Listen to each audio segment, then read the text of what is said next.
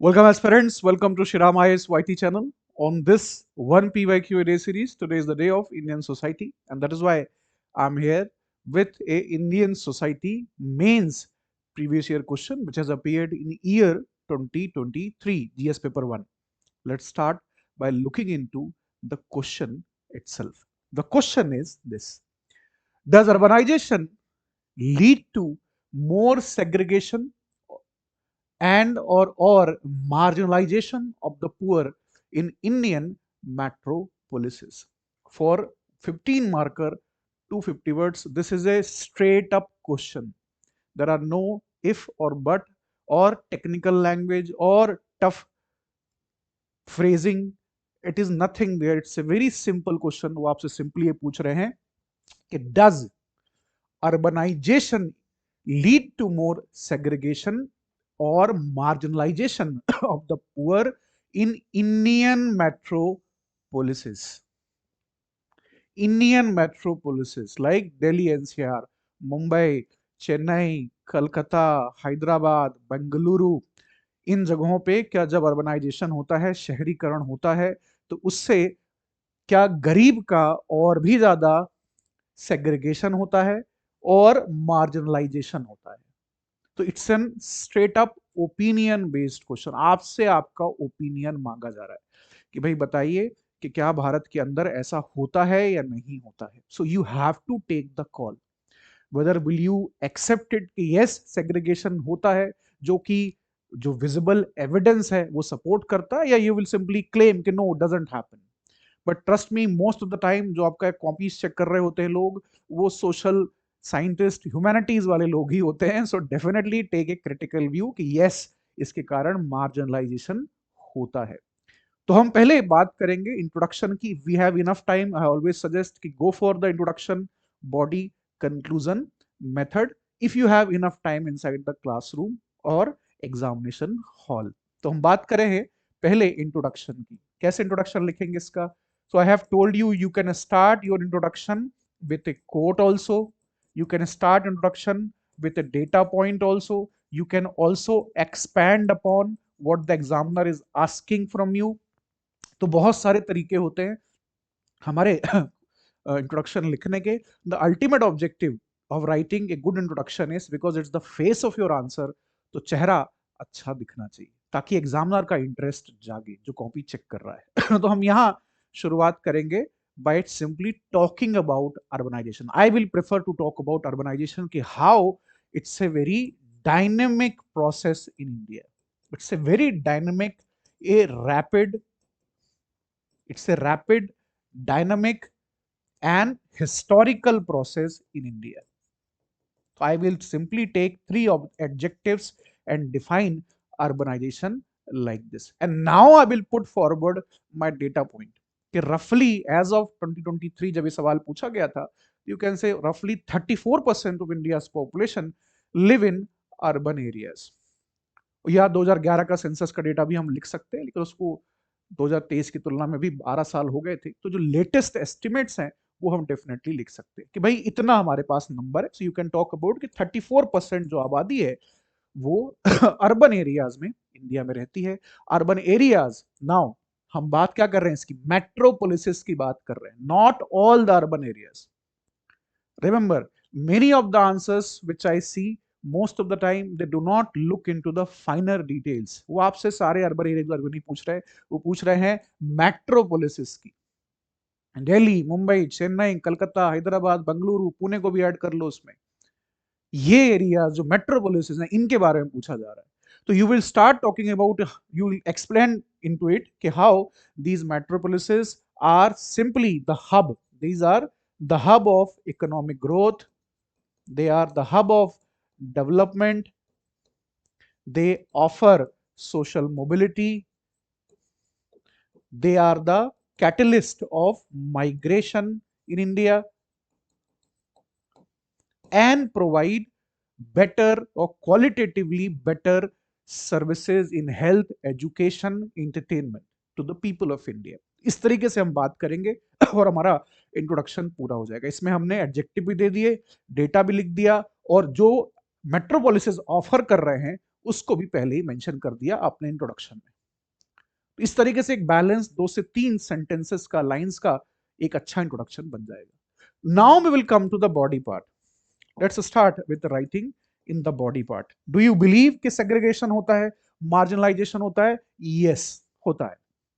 मुंबई में और दिल्ली एनसीआर में सेग्रीगेशन होता है, मार्जिनलाइजेशन होता है। So now here the task is, क्या आप सेग्रीगेशन को अलग से लिखेंगे और मार्जिनलाइजेशन को अलग से लिखेंगे, और will you simply take both of them together? That's a call a writer has to take.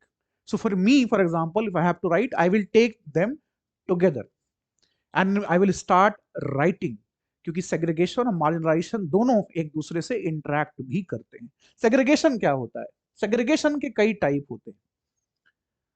तो क्या ये मेट्रोपोलिसिस में हो रहा है? डेफिनेटली हो रहा है। सबसे पहला जो सेग्रीगेशन होता है, जैसे ही शहर बड़ा होने लगता है, टायर 2 सिटी टायर 1 सिटी में कन्वर्ट होती है, मेट्रोपोलिसिस में कन्वर्ट होती है, तो वहां स्पेटियल सेग्रीगेशन होता है। सबसे पहले यही होता है, क्योंकि जैसे ही ज्यादा लोग वहां आने लगते हैं माइग्रेशन के थ्रू, वहां पे पर कैपिटा इनकम एरिया की बढ़ती है लोग, रिच लोग वहां पे आते हैं, तो लैंड प्राइसेस तेजी से बढ़ जाते हैं। जैसे ही लैंड प्राइसेस बढ़ते हैं, तो कुछ डेजिग्नेटेड एरियाज होते हैं मेट्रोपोलिसिस के अंदर, जो कि कोर सेंटर होते हैं डायनामिज्म का, इकोनॉमिक ग्रोथ का, बेटर लाइवलीहुड अपॉर्चुनिटीज का। वहां लैंड एक्सपेंसिव हो जाती है, काफी ज्यादा कॉमोडिफाइड हो जाती है। Now the rich people want to invest in land. तो जो पुअर है, क्योंकि यहां सवाल किसका है? पुअर की बात हो रही है। So poor can not afford that kind of land there, and ultimately जो सिटी का फ्रिंज होता है, सिटी के रिंग रोड के बाहर का जो एरिया होता है, आजकल रिंग रोड बनाई जा रही है,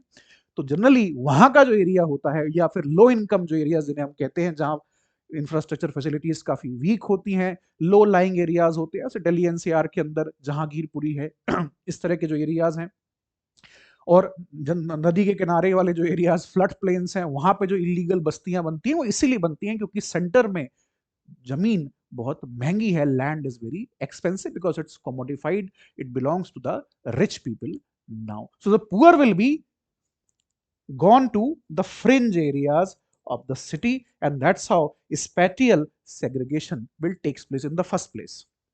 मुंबई की अगर हम बात करें, so southern Mumbai is different from rest of the Mumbai because southern Mumbai is the area of the elite.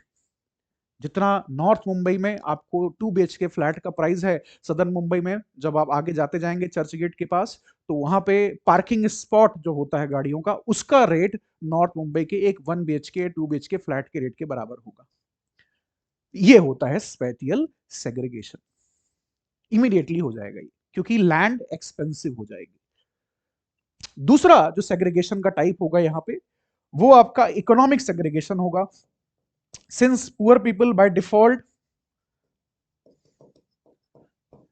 will be will be into the informal work, mostly हमारे जो स्ट्रीट वेंडर्स होते हैं, जो हाउस होल्ड हेल्प्स होते हैं, ये हमारे informal sector जो है, अनऑर्गेनाइज सेक्टर है, इसमें पुअर लोग ज्यादा से ज्यादा इन्वॉल्व होते हैं, उनको एम्प्लॉयमेंट मिलता है, क्योंकि एंट्री का लेवल लो होता है, कम पैसे मिलते हैं, कोई सोशल सिक्योरिटी नहीं होती, और लो स्किल्ड जॉब्स होते हैं। So they neither have skills nor have proper education to fit into the larger demand of the metropolises.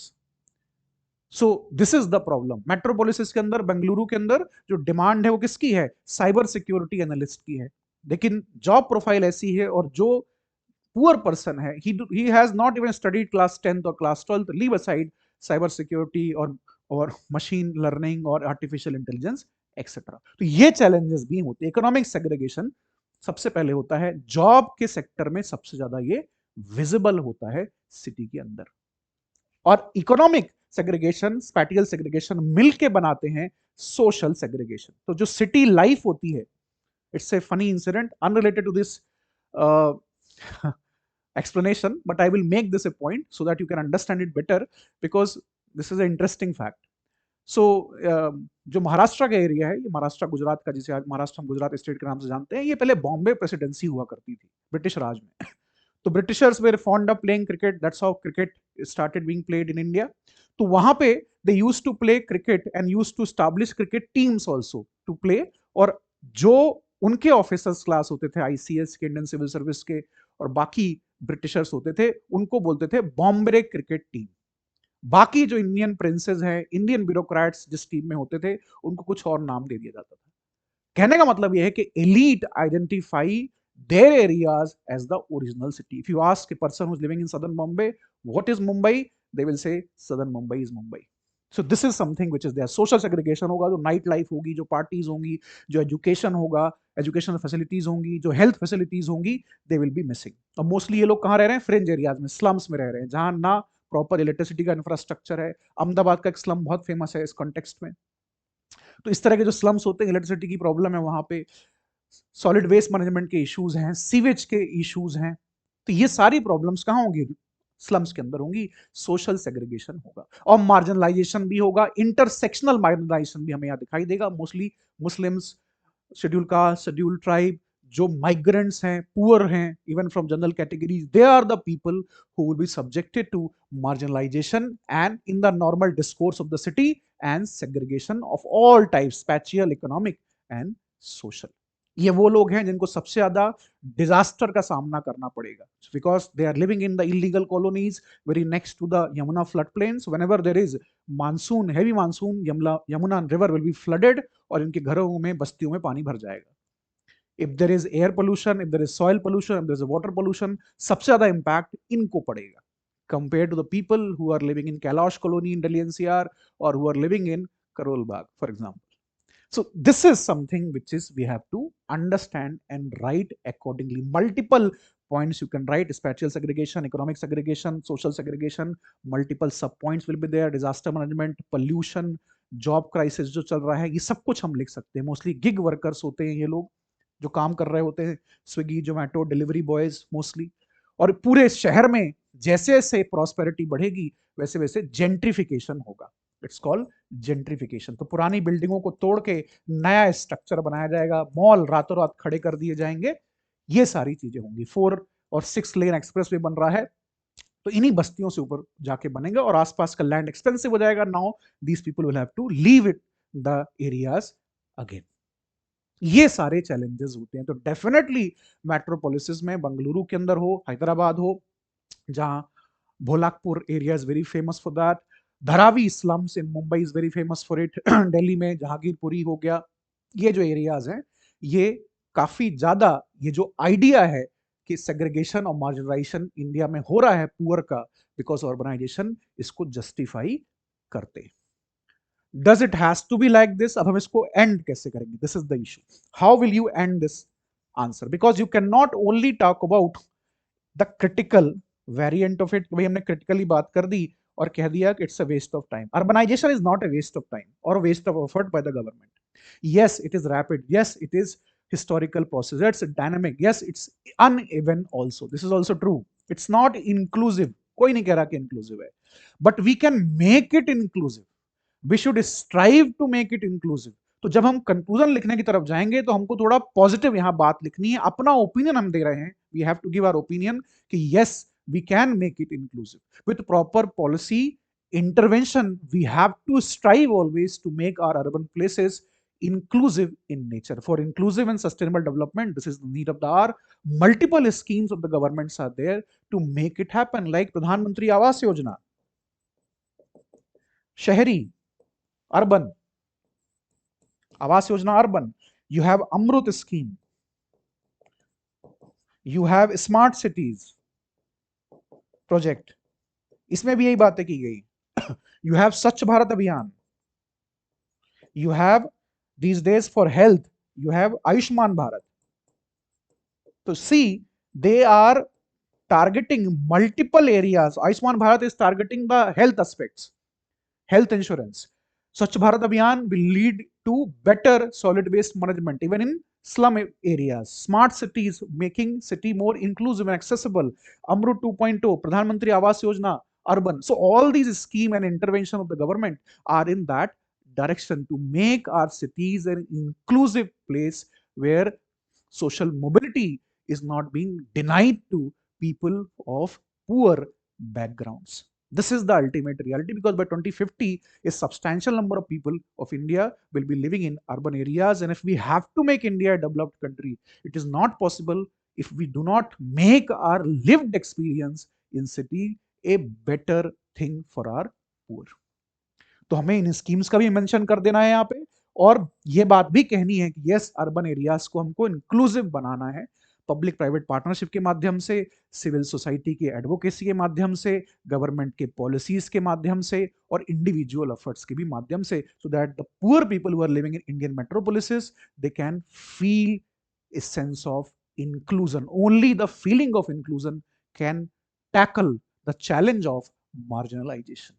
So the choice is between inclusion and marginalization. Indian urban landscape, our metropolises should opt for inclusion. लिख के conclude कर देना. That's how you write mains answer in UPSC. Thanks for giving me your time. You can join me on my Telegram channel, and we can also meet at 9 a.m. in the morning for the daily Hindu analysis. Thank you.